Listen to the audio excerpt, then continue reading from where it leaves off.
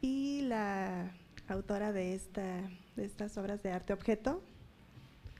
Esta exposición se llama Silencio y Fragilidad, y estas cajas están hechas con la finalidad de darle una imagen visual a la obra de Alma Rosa Tapia, que aquí se encuentra y es la poeta. Cuando recibí la invitación de trabajar la obra escrita de Alma Rosa Tapia, que asume como tema prioritario los feminicidios en Ciudad Juárez, mi primera respuesta fue un sí. Acepté la invitación y empecé a documentarme acerca del tema. Mi primera pregunta fue si realmente este tema era para mí. Busqué todas las imágenes que me propiciaran un acercamiento al tema. Busqué textos, documentales, páginas web, videos, hay una inmensa cantidad de fotografías, textos de todo tipo, y continué preguntándome qué es lo que podría aportar yo a esta serie de opiniones y de ideas. Las emociones surgen en cada párrafo que se lee, y también empieza a aflorar el temor, la desesperación, existe la desesperanza y existe una atmósfera de angustia que es imposible evitar. En general, lo que sucede es que duele el cuerpo, el dolor se invade el cuerpo y transgrede la realidad. ¿Cómo construir una propuesta plástica como mujer y como artista ante este escenario? Entonces es necesario asumir un compromiso, porque no solo se trata de hacer retratar lo sucedido, sino se trata de crear una conciencia, y pienso que el artista plástico tiene las herramientas para crear conciencia, para que el espectador pueda relacionarse con el tema que está observando, que pueda crear un vínculo entre lo que pasó y lo que sucede en la actualidad, porque estos tipos de acontecimientos siguen creando efectos en todas nuestras vidas y nos marcan en todos los aspectos como ciudadanos y como seres humanos. En ese devenir del tiempo existe un lazo entre generaciones. Entonces, bajo este compromiso de crear una continuidad en ese devenir, en cualquiera de las expresiones artísticas, la imagen, el texto, una partitura, la expresión corporal, se puede crear un concepto acerca de la violencia propia de nuestra cultura. Es decir, podemos crear una confrontación de la vida cotidiana, nuestro discurso de las ideas, y en mi caso, bueno, deviene en un trabajo artístico. El reto es contribuir a la reflexión propio que es de la conciencia individual. Esta conciencia va a crear cambios a futuro en nuestra sociedad y en nuestras vidas. Para no observar estos acontecimientos como hechos ajenos a nuestra vida, porque también la violencia es una manifestación de la cultura, de nuestra cultura, y es importante crear un concepto de la propia violencia que se vive en este país. La violencia condiciona la vida, secuestra nuestra libertad, fragmenta nuestro entorno, daña, desintegra nuestra existencia.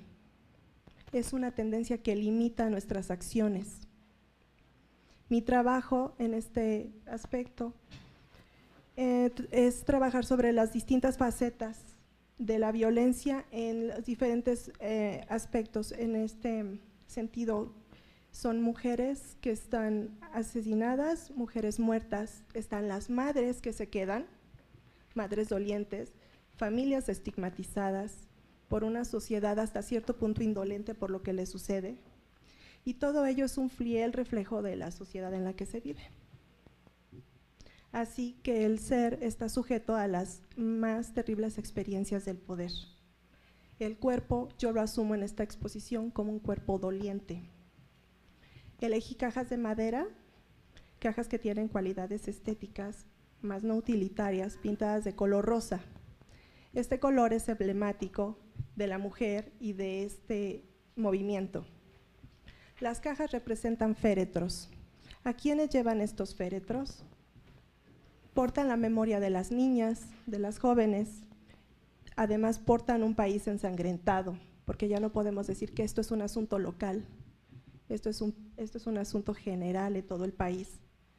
Llevan huellas y en concreto lleva a madres que están buscando respuestas para la justicia, que no se les ha otorgado. Les he pirograbado un corazón, el corazón de la dolorosa, órgano privilegiado de la vida humana, símbolo ligado al amor. El corazón de la dolorosa está acechado por 7 dagas. ¿Qué representan estas dagas para hoy, para nosotros? Pues representan la injusticia, la impunidad, representan las carencias económicas, representan la desintegración familiar, la desintegración social, también tenemos el desempleo. Y un país que no escucha ni representa a sus mujeres. Llevan un cojín en un objeto donde lleva milagritos. Estos son expresiones populares y de la memoria colectiva ante la desesperanza que se vive en la vida cotidiana. Llevan inserto un espejo en la contrapuerta, como símbolo de la reflexión. Es un objeto que puede transmutar la identidad, mas no la realidad que está viviendo. Cualquiera puede asomarse y reflejarse en ese espejo. Crea una imagen reflexiva. Entonces, el ejercicio de observar origina una actividad incluyente del sujeto en el momento en el que la persona se puede mirar a través de esa realidad. Puede cambiar de identidad, pero ahí sigue permaneciendo la violencia. La imagen simbólica que a mí se me quedó muy grabada después de una exhaustiva búsqueda de imágenes fue la de una marcha donde es un grupo de mujeres vestidas de negro con velos oscuros que cubren sus rostros y con velas en las manos. Esta marcha me recordó, cuando yo vi esta imagen, recordé a la Virgen de la Soledad. Pude observar, quise observar sus rostros, pero no vi ninguna identidad individual, sino observé una identidad colectiva. Era un grupo de mujeres que estaban todas con una misma causa, buscando la justicia de sus hijas. La representación de la Virgen en mi trabajo es una representación de género. La imagen de la Virgen asume características como la paciencia, pero también la perseverancia. La Virgen es una mujer que se rebela contra el destino y es una imagen vinculada a la paz y a la justicia. En la diversidad de imágenes que existen sobre María y su representación, tomé la Virgen de los Dolores, madre que tiene una presencia en la crucifixión de su hijo, imagen de la mujer doliente, y también se mantiene incólume ante los dolores que la afligen. Virgen de la Soledad, símbolo de María en el momento de angustia y recogimiento.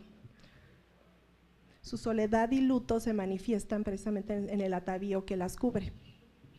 La Virgen de la Concepción, símbolo de la esperanza y la nueva vida, y yace sobre una luna que representa la fertilidad y también representa un reloj, el reloj más exacto que nos ha dado la naturaleza, protectora de la vida y guía y luz en la oscuridad. Estas mujeres que marchan, buscan foros, hablan y exigen, han gestado un cambio, y un cambio que nos involucra a todas, pues su perseverancia ha dado frutos en un lugar donde predomina la impunidad. Viven esta realidad y buscan transformarla. La paz es lo que ellas llevan en sus actos, y a través de su dolor y de la experiencia que ellas han vivido de una violencia extrema, han buscado que su mensaje llegue a todo aquel que quiere escucharlo, porque saber lo que pasa y lo que pasó en nuestro país es importante para todos, porque el peor enemigo es el desconocimiento. Para crear una conciencia necesitamos conocer. Esta exposición lleva por título Silencio y Fragilidad. Hay muchas formas de tomar el silencio, y el silencio, en el sentido que yo lo tomo, es primeramente una condición previa para que la mente pueda reflexionar. El silencio es una realidad y existe de forma natural, tal como la muerte, la vida y el amor. Uno, al guardar ese silencio, empieza a crear una reflexión sobre lo que observa, sobre lo que escucha, sobre lo que está en su entorno. Y entonces tenemos que el silencio no solamente es para crear una pausa porque estamos cansados de hablar, porque la palabra no existe, y al contrario, es la esencia de todo lenguaje humano, es su fuente original. Además, el silencio le otorga al ser humano esa libertad. En él existe la libertad. La fragilidad. La fragilidad es una cualidad orgánica de cualquier ser humano y de cualquier ser que vive en esta tierra. Todos somos frágiles en realidad, pero como mecanismo complementario tenemos un trabajo racional y de conciencia, que es lo que nos ha permitido como seres humanos crear mecanismos para defender esa fragilidad que poseemos. Simplemente tenemos la fragilidad en nuestras manos, en nuestra piel. Cualquier hecho puede dañarlo. Entonces, la fragilidad, hacerse consciente de esa fragilidad es muy importante.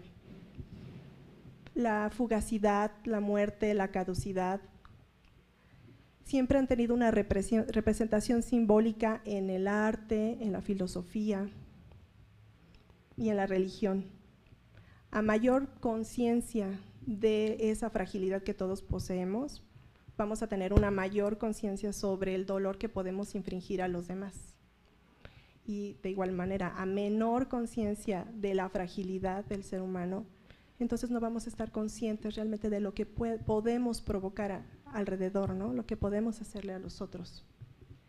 Esta exposición es un llamado a la conciencia de quien la observe y un reconocimiento para las mujeres y para los hombres que han luchado de forma pacífica para buscar la justicia. La trascendencia es ir más allá, llegar al fin de un tiempo para llegar a otro.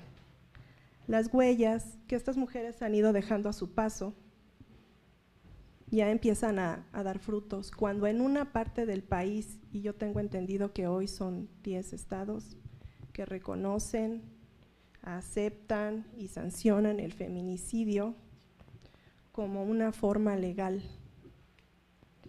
El legado que nos han dejado ahora nos responsabiliza mucho más. Y esta es la forma en cómo yo, como mujer y artista, aporto para llegar a esa conciencia que cada uno poseemos, y espero que algún día podamos alcanzar la justicia. Gracias.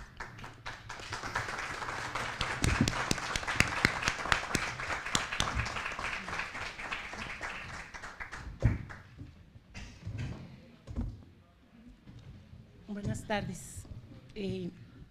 Mi nombre es Norma Andrade, soy originaria de Ciudad Juárez y momentáneamente exiliada aquí en el DF.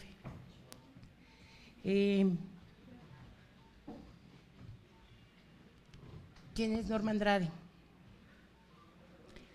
Soy madre de Lilia Alejandra García Andrade.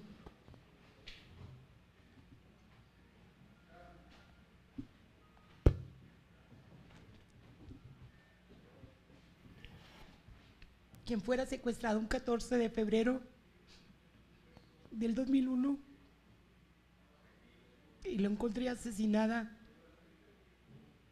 el 21 de febrero del 2001. Tenía escasas 24 horas de haber sido asesinada. Cuando me entregan el cuerpo de mi hija y le empiezo a exigir al gobierno que quiero saber qué fue lo que sucedió, que quiero saber la verdad de lo que pasó con mi hija, que quiero al asesino en la cárcel. El gobierno, pues, primero me culpa del asesinato de mi hija, porque fui una mala madre, porque no la supe cuidar, fue mi culpa de que la secuestraran.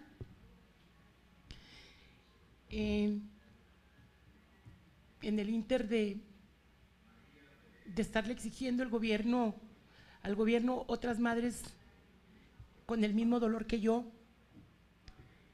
algunas con la angustia de no saber en dónde estaban sus hijas, se empiezan a acercar a mí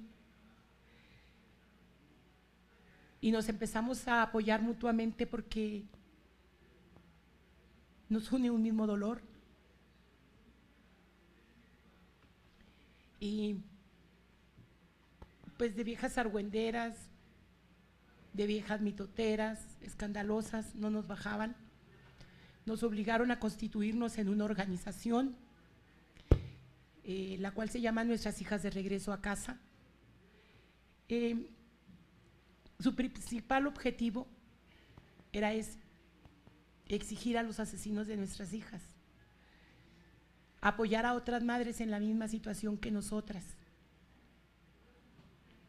denunciar lo que estaba sucediendo en Ciudad Juárez, porque por increíble que parezca, no se sabía en el país y mucho menos fuera del país. Las cifras que el gobierno manejaba no tenían nada que ver con lo que realmente estaba sucediendo. Yo recuerdo que para el gobierno mi hija era el expediente número 282, que era el número de la víctima en ese momento, o era el número de caso que ellos manejaban y así lo decían. Yo siempre me he negado cuando voy a la fiscalía a pedir informes a decir el número del expediente, porque para mí mi hija es Alejandra, no es un número. Y siempre en cualquier foro en el que soy invitada porto su rostro. ¿Por qué? Porque ella es Alejandra y es la manera de que la demás gente la conozca también.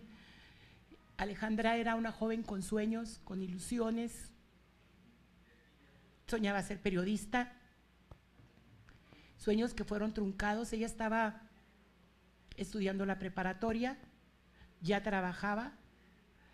Alejandra,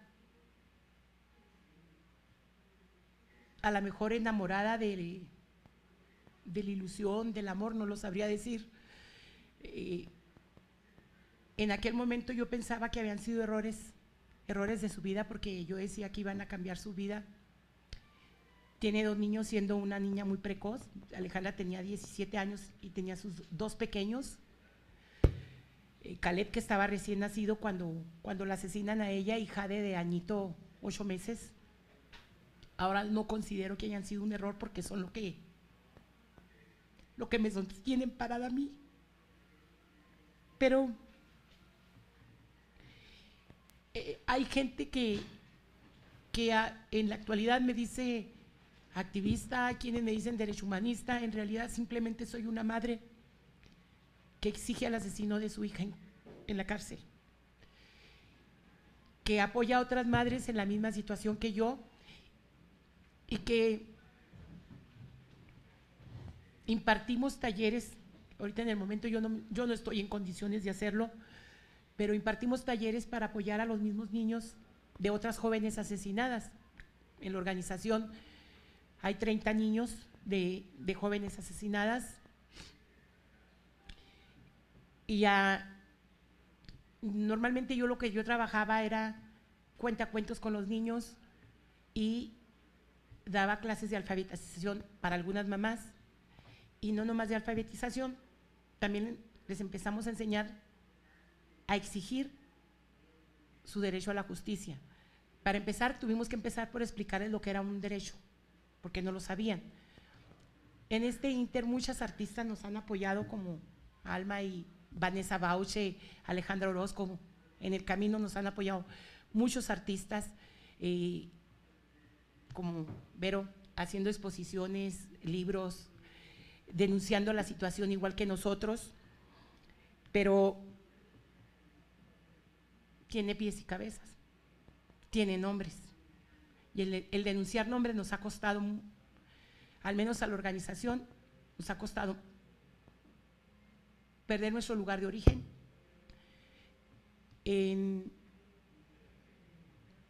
Por encarar al gobernador y decirle el nombre del asesino de mi hija y que no nomás es el asesino de mi hija, sino de varias jóvenes más, y está comprobado porque hay prueba de ADN del violador. En diciembre recibí un atentado, saliendo de mi casa, yo iba a mi trabajo, recibo 5 balazos.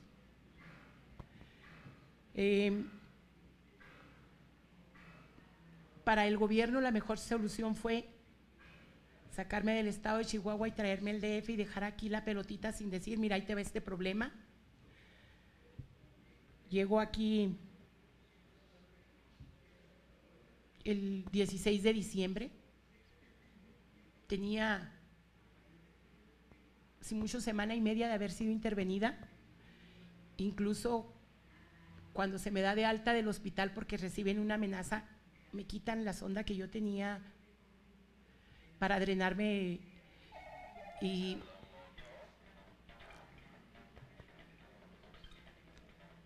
cuando yo llego aquí, el gobierno me renta una vivienda y era el único que sabía dónde vivía.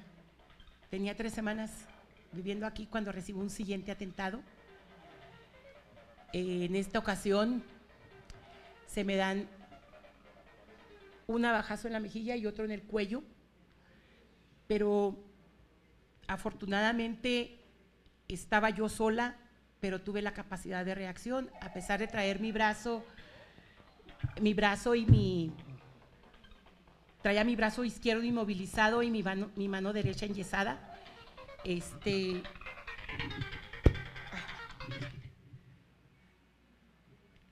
Bueno, cuéntale, perdón. Es que no saben dónde ando y…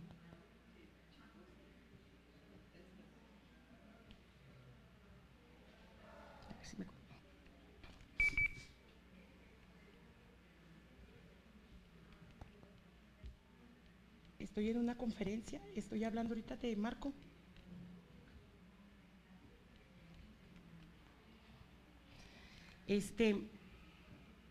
Logro defenderme y mis vecinos me apoyan, pero yo creo que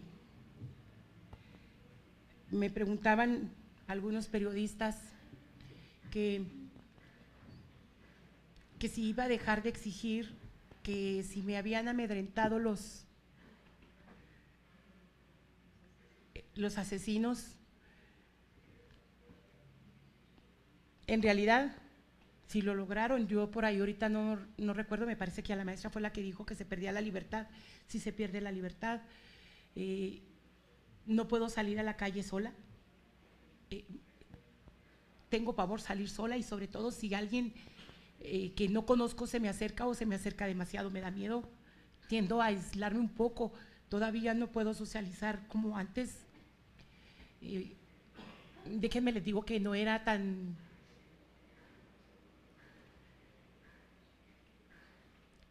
Antes podía controlarme un poco más, mi estado emocional es un poco más delicado. Mi vida cambió completamente. Estoy en una ciudad que no conozco, en el que, aun cuando hay mucha solidaridad, porque la hay, pues no es el lugar de donde uno es. En Ciudad Juárez tenía mi casa, mi trabajo,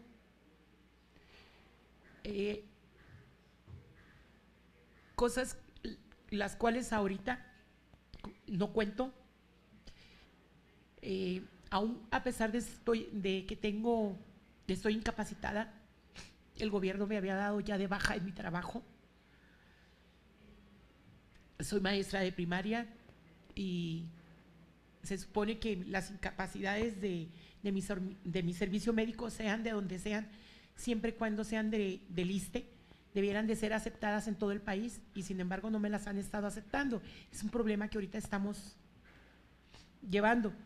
Entonces, yo creo que que cada vez necesitamos más el apoyo de la gente. ¿Por qué? Porque el problema se sigue dando. Simplemente ahorita, este año que está por concluir, hay 186 jóvenes desaparecidas. En la morgue en diciembre tenían 52 cuerpos y entregaron 20, son las que han entregado.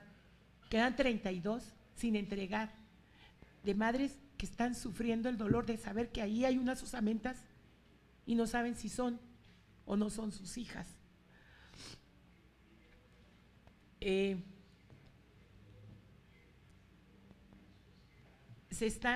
Acabamos de lograr que el gobierno emprenda una campaña a través del Instituto Chihuahuense de la Mujer, en donde se reconozca que si no están ellas, no están todas, que se empiece a dar a conocer en los envases de leche los rostros de las jóvenes desaparecidas.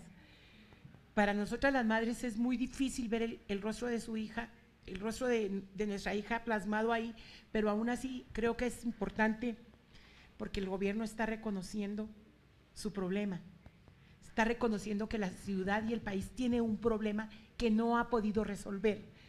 Mas, sin embargo, me preocupa la situación porque una de las primeras propuestas del señor Peña Nieto fue mandar a la CONAVIM, que era una comisión que nos costó mucho trabajo crear, que fue mucho pelear y brincar cercos de seguridad y muchos golpes que nos dieron los escoltas de Vicente Fox para lograrla, y hoy esa comisión que era independiente la van a mandar a formar parte de Sedesol. Lo mismo hicieron con el Instituto de las Mujeres, que finalmente parece que el del instituto sí lo votaron las diputadas y no lo aceptaron, todavía no así la CONAVIM. La CONAVIM todavía está ahí temblando en que sí. Otra de las cosas que también me preocupa mucho es que estén mandando a la Secretaría de Gobernación las fuerzas de seguridad pública. ¿Por qué? Porque para mí eso es más represión.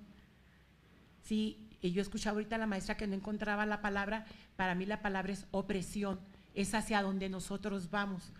Todo aquel que ose levantar la voz en contra de su gobierno, se nos va a mandar callar, como ellos lo saben hacer.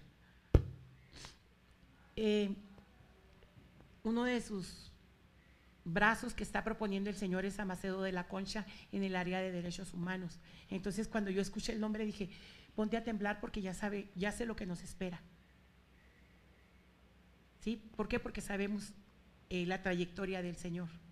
Entonces, yo creo que si nosotras las mujeres no nos unimos, ya no digo porque digan, pobrecita, está sufriendo porque le mataron a su hija, o qué manera tan fea de perder un hijo, porque mi hija no murió de muerte natural, esa yo la acepto. Finalmente, su padre murió un año después porque no toleró el dolor y se muere. Yo le rogaba a Dios que se lo llevara de verlo sufrir en la cama, de verlo el dolor que él tenía en la cama. Yo dije, Dios mío, llévatelo, y si lo vas a dejar, sánalo. A mi hija no se fue así, mi hija fue asesinada. Es algo que yo recalco en todos lados, son asesinatos, no son muertes. La muerte es natural, el asesinato no. Y la manera tan degradante en cómo mueren. Entonces, si nosotras las mujeres nos quedamos calladas y permitimos que el gobierno haga con nosotros lo que quiere, no sé a dónde vamos a quedar, ¿sí? Yo siempre he dicho, si nos callamos, somos cómplices, ¿sí? Hoy fue mi hija, mañana la de quién. Ahora, ¿cuántas mujeres más necesitamos que sigan desapareciendo? ¿O cuántos cuerpos más asesinados queremos para decir ya basta? Ya basta. Yo veo que en la sala hay varones que también me supongo que son padres o tienen una madre o son hermanos.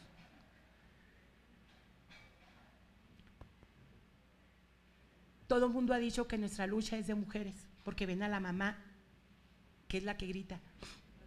Lamentablemente necesitamos el sostén económico de ese varón que está junto a nosotros para poder nosotros ir a exigir, porque el que paga nuestros viajes, el que paga nuestros hoteles, nuestras comidas, el que paga todo es él.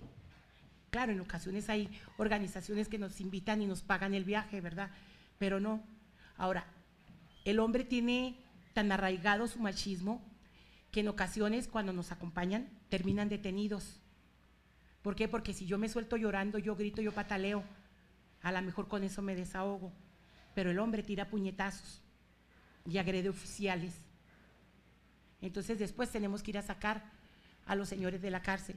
Ahorita tenemos al señor Castillo,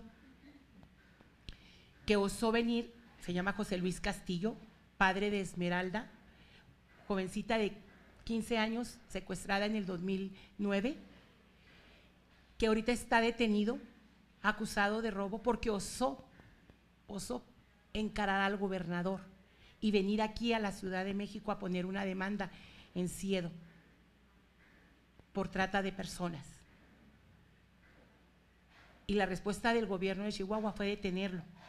Entonces, no es que los padres no les duela, también les duele. Pero nosotras sabemos que aun cuando a nosotras nos golpean o nos acosan o nos amenazan, con nosotras llegan hasta ahí. No han llegado más allá. Bueno, sí, aparte de Marisela, que ya la asesinaron, yo me les escapé por un tantito. Maricela Ortiz, otra activista que también es cofundadora de la organización, está exiliada en Estados Unidos. A ella le asesinaron a su yerno y le dijeron bien claro: o te callas o la va a llevar alguien de tu familia, y el primero que muere es, curiosamente, entre un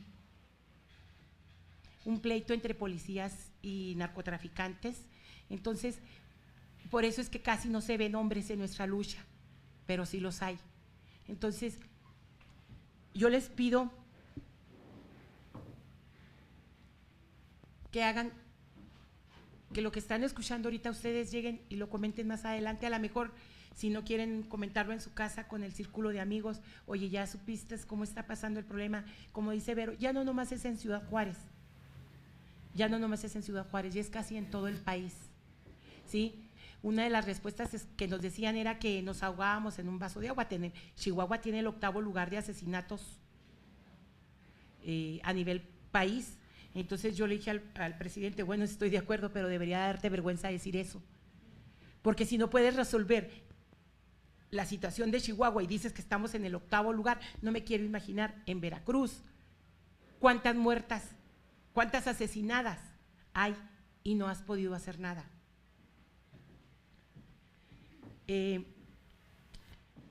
Teníamos una página web que nos hackearon, ahorita estamos tratando de construir otra que se llama Voces de la Esperanza de Ciudad Juárez. El artista Humberto Robles, que se encarga de tenernos al día, para que se informen de lo que está sucediendo, o sea, que no se queden en decir, escuché un testimonio y me pudo. No, conozcan, vean, y como las artistas que tengo aquí a mi lado, de una u otra manera se pueden unir, ya sea con ella con su arte, Alma con su pluma, algunos periodistas que redactan con sus noticias, pero una noticia de veras fidedigna, una noticia que de veras dice la realidad, no lo que el gobierno quiere decir. ¿Por qué? Porque nosotras somos una minoría a la que nadie quiere apoyar o no quieren pertenecer, y saben las consecuencias de pertenecer en esa minoría. Y pues nomás pedirles su apoyo en ese aspecto, que den nuestra versión, no la versión que el gobierno da, que ya lo conocen, ya saben lo que estamos viviendo. Entonces plasmen mi realidad, la realidad de mi hija, no la que el gobierno nos está vendiendo todos los días a través de los medios de comunicación. Gracias.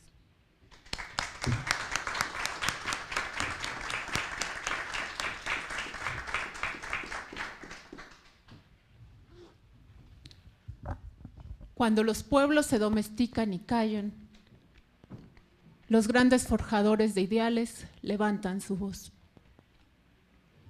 Esto nos dice el escritor José Ingenieros, y quiero abrir nuestra participación con esta frase, porque justo la naturaleza del artista, cualquiera que sea su disciplina, es esa: no quedarte callado, levantar la voz. En este sentido, quiero compartir con ustedes un poco de lo que hemos hecho con el grupo Arte Norte, que fue con quien iniciamos.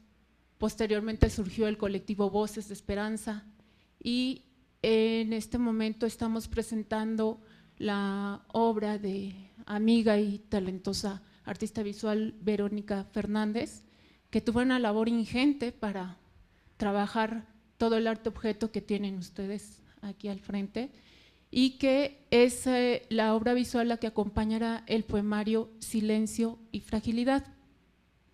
Silencio, ¿por qué? Sufrimos un poco para encontrar el título,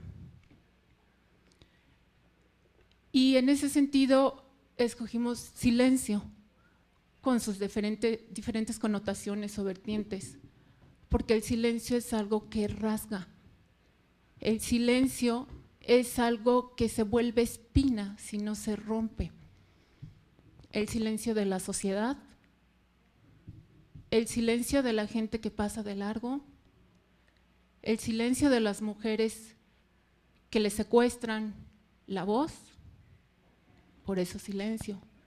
Y fragilidad, porque somos mujeres, pero somos mujeres y justo de la fragilidad es donde nace la fortaleza, ¿no? Muestra de ello somos las mujeres aquí presentes. Y la primera ocasión que yo me involucré con el tema, por así decirlo, fue con el acercamiento que tuve con el maestro Gustavo Medina. Esta ya es aproximadamente la 21 presentaciones que hacemos con diferentes actividades cada una. Gustavo me invitó a escribir un texto. Yo sinceramente era una ignorante del tema. ¿Por qué? Porque me quedaba únicamente con lo que me llegaba de las noticias. Cuando Gustavo Medina me invitó, empecé a documentarme, pero el documentarme me implicó la necesidad de vaciar en las letras, porque para mí las letras son la voz, es el rompimiento del silencio. Escribí un primer texto que se titula Pasos en el desierto, queriendo darle diferentes aristas de lo que permea la problemática, pero era tan impactante y tan grave el caso que pues no pude dormir durante algunos días, y fue entonces cuando platiqué con Gustavo y con todo su grupo de artistas, que son alrededor de 70, aquí hay algunos de ellos, está Wendy Cárdenas, Rosy Urbina, y nacieron 27 textos, pero estos textos justo sí no son textos bonitos ni para decir pobrecitas, ¿no? Entiendo lo que es la problemática y entiendo que lo que se hace es una denuncia, un enojo, una impotencia.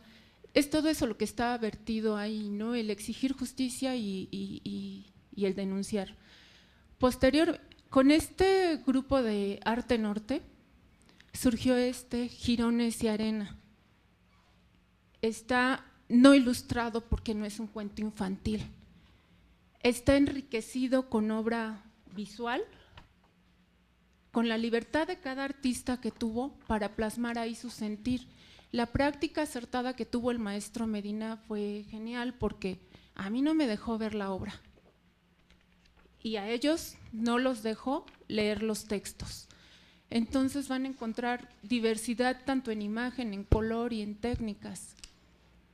Eso lo hace muy valioso. El Instituto de las Mujeres en el 2010 nos hizo el gran favor de apoyarnos y sacar un tiraje de 3,000 libros, de los cuales nos obsequiaron 1,500. Y como sabemos que esto no es una situación para lucrar, se nos dio la oportunidad de obsequiarlo. Lo obsequiábamos al final de cada evento, una vez que creíamos nosotros que al menos habíamos generado algo de conciencia y, como no, el silencio que acertadamente menciona Vero, que es la reflexión. ¿Para qué? Para partir después y romper con ese silencio, aunque implique nuestra propia seguridad, porque ciertamente en el 2010, me parece que enero, Norma, falleció Susana Chávez. Ella era poeta, igual que yo, activista, y es tener conciencia del riesgo que implica estar aquí presentes. Repercute en el sentido de que hay momentos que uno quiere claudicar, no claudicar por el miedo, no, porque justo el miedo también es lo que me hace moverme y plantarme aquí, porque soy mujer y aunque fuera hombre, porque creo que sumando esfuerzos, mujeres, hombres, niños, es un tema para todos. Mi hija lo sabe, ahora tiene 10 años, cuando se involucró, porque no sé si acertado o no, pero se involucró en las actividades de Jirones y Arena y del colectivo. Ella tenía 6 años. Nos costó mucho sacar la publicación de este libro, lo sabe Rosy. Nos pusieron muchas trabas, querían mutilar la imagen, mutilar los textos, porque desafortunadamente para ellos, pues no tengo tapujos y yo no escribo para darles gusto a nadie, escribo porque no me deja dormir y escribo porque este es mi instrumento para convocar. Cuando sucedió lo de Susana Chávez, estaba preparando yo a mi hija para llevarla a la escuela. Al ver la noticia que la habían encontrado y todo lo que inventaron, que además es bastante grotesco, dijeron que eran adolescentes y bueno, todos los crímenes los velan, los degradan y se hace una maraña terrible que además si no venimos a estos espacios no tenemos conciencia de la realidad. Fue muy impactante saber que le habían mutilado la mano derecha porque simbólicamente lo que hicieron ahí fue silenciarle la voz, porque su voz era eso, como mi voz, las letras, como su voz, el canto, como su voz, Alejandra, que representa finalmente a todas las madres, ¿no? Y es una guerrera valiente a quien le agradezco infinitamente haber hecho el esfuerzo de estar aquí con nosotros. Y Vero, que también tiene sus momentos de crisis para producir o crear, más bien, no producir, crear cada una de las obras que están ante ustedes. Y bueno, otra cosa que quiero comentarles es que esto yo no lo he hecho sola. No llegaría sola a ningún lado. Yo creo que con el apoyo y las voces de cada una y uno de ustedes es como hemos logrado estos espacios y es como le hallo sentido. Antes, no soy la única artista, pero muchas trabajamos mejor en soledad y ahí creamos y creemos que eso es suficiente, pero no lo es. Hay que morir en lo individual para renacer en lo colectivo. Esa es la invitación y bueno, en ese sentido, sabiendo que somos un colectivo, así sea un libro, sea una exposición, sea un disco, me tomé la confianza con el permiso de Vero, que fue quien gestionó todo muy bonito y muy bien, de invitar a Marduk Serrano, también a Norma Andrade, que él es cantante de música antigua, vive en Francia y en cortos periodos nos acompaña aquí en el Distrito Federal. Cuando está con nosotros, hace actividades como apoyarme en la lectura, porque creo que hablar después de un rato es un poco tedioso para ustedes, sobre todo si somos varios ponentes, y canta música latinoamericana. En este disco, que fue ya la segunda actividad que tuvimos, participan artistas de diferentes nacionalidades, como son peruano, marcamino, chileno, y bueno, eso no importa, somos unos y somos seres humanos. A continuación vamos a leer, se dice que todo texto, en este sentido poema, requiere un contexto. Y el leer los textos aislados resulta abrupto o incluso un poco como choqueante, y perdón por la expresión. Como mi intención no solo es que conozcan los poemas, sino generar conciencia, reflexión y acción, le escribí una sinopsis o pequeña introducción que engloba lo más que pude toda la problemática, y en cada texto antecede una pequeña sinopsis extraída de diferentes fuentes, como son Huesos en el desierto, de Jorge González, El silencio que la voz de todos rompe, y este libro de Diana Washington, que es La cosecha de mujeres, así como algunas entrevistas, palabras, y bueno, es demasiado el material que hay. Le doy la palabra a Marduk para adentrarnos en la cuestión del poemario Silencio y Fragilidad y Jirones y Arena.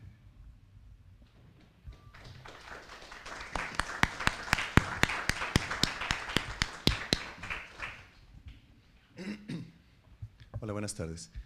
Antes de leer una pequeña introducción, quisiera nada más compartir un poco lo que estoy reflexionando en estos momentos que me marca de lo que ha dicho Norma y Alma.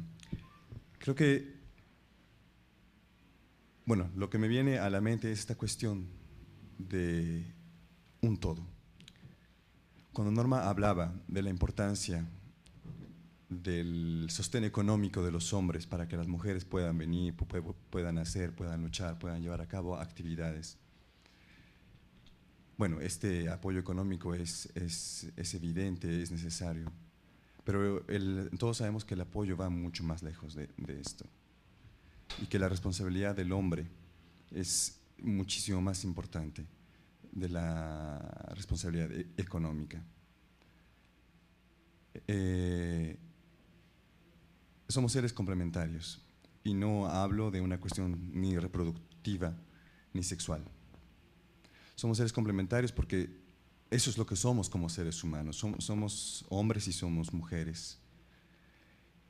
Y somos parte de un todo que es esta sociedad. Y como parte de esta sociedad, los problemas que vive la sociedad no solamente nos aquejan a todos, porque como en tantos ejemplos que se habla de cuando hay dolor en una parte del cuerpo, el resto del cuerpo lo resiente, no estoy diciendo nada nuevo, pero no nada más es una cuestión de que nos aqueje lo que pasa en el norte, que nos aqueje en el sur, sino va mucho más lejos. Todos somos también responsables de lo que pasa en nuestra sociedad. No es nada más una cuestión de señalar al asesino, de señalar al violador, de señalar al mal gobierno que tenemos. Todos estos son frutos de lo que a través de los años hemos estado creando como sociedad. Entonces me parece muy importante tomar conciencia de cuál es nuestra responsabilidad y cuál es el juego que nosotros estamos llevando como hombres y también como mujeres en las pequeñas acciones de la vida cotidiana. ¿Qué estamos haciendo para defender lo que pensamos, para defender lo que estamos defendiendo hoy aquí? ¿O qué estamos haciendo para ir en contra de lo que queremos hacer? Eso me parece muy importante. ¿Cómo estamos entreteniendo o alimentando la misoginia en nuestras actitudes cotidianas? Y la misoginia, desafortunadamente, no es una cuestión nada más de hombres. Es una cuestión de mujeres, y principalmente de mujeres, desafortunadamente. Ya no me voy a tardar más. Hablando un poco de la introducción. En Ciudad Juárez, Chihuahua, ubicada, como sabemos, en la frontera al norte de México, frente al Paso, Texas, una turba de se vuelven susurros, se ahogan en un mar de impunidad. Las madres y familiares de las mujeres asesinadas en ese lugar se preguntan qué tienen que hacer para que las leyes se apliquen y alcancen la justicia. ¿Cuántas amargas lágrimas deben desbordarse en púrpura tormenta? Ante millones de miradas ciegas por voluntad, cientos de femeninos ojos son sepultados en el desierto. Ante una nación por más de 120 millones de habitantes que hacen nada o casi nada. Todos somos responsables. La misoginia y violencia de género dejan graves marcas desde el año de 1993. Y a la fecha, los crímenes de inocentes mujeres, incluso niñas y adolescentes, se siguen sucediendo de las formas más atroces e inimaginables. Convertida en costumbre, trastocada en pretexto como si fuese algo natural, como la mañana despunta el alba y no hay nada que la detenga. Las hojas del libro Silencio y Fragilidad son letras rojas que ponen el dedo en la llaga, manotazos de conciencia en la obra visual, intenciones que se suman para levantar la voz en contra. En el silencio con filo que rompe en llanto por tanto dolor, que quiere dejar de serlo porque el silencio espanta. El mutismo no es movimiento, es impasible, es ceguera, es mudez vergonzosa.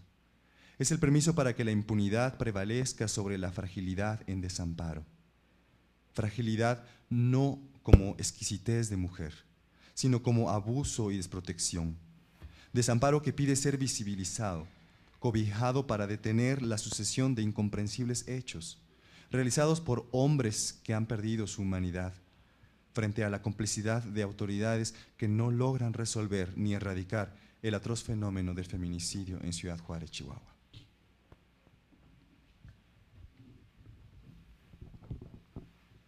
A mediados de la década de 1990, el temor y la violencia se había apoderado de Juárez. Una nueva ola de crímenes se tradujo en atrocidades. La sed de sangre era insaciable. Los asesinatos tomaron una calidad surrealista. Parecía que la ciudad había sido invadida por los escuadrones de la muerte. Arde la noche. Te fuiste aquella noche de llamas en la bruma. Te fuiste sin el lazo amoroso de confiado corazón. Ardió la noche en la gravedad de tu senda. Esa noche el viento no llevó furia, no fue arrebato ni cegador polvo. Como mi despedida, no fue abrazo cerrado, interrupción de tu marcha. El sol no te previno de su letalidad en las piedras. El trueno no suspendió el tiempo, no sobresaltó tu alma. Nada sabías, hija, hermana, morena, como todas tantas, solo nada. Los perros bravos no aullaron esa noche. No emergió del vacío una bestia feroz que parte a parte los engullera.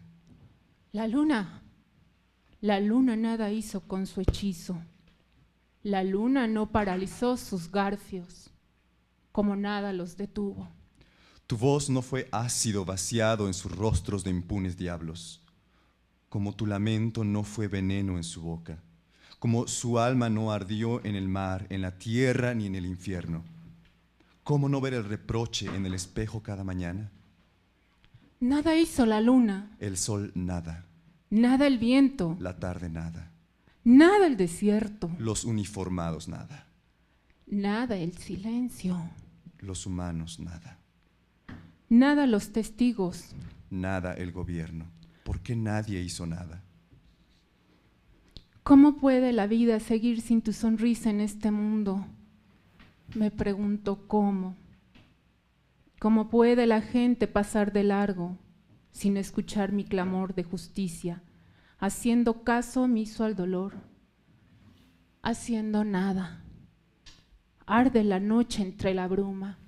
¿Cómo haré para levantarme en la mañana y saber que tus hijos preguntaron por ti y yo no sabré decirles nada? ¿Cómo entender que nadie puede regresarte a mi lado? Me pregunto, ¿cómo? Este poema es dedicado a los familiares de las víctimas por rescatar las ganas de vivir a diario.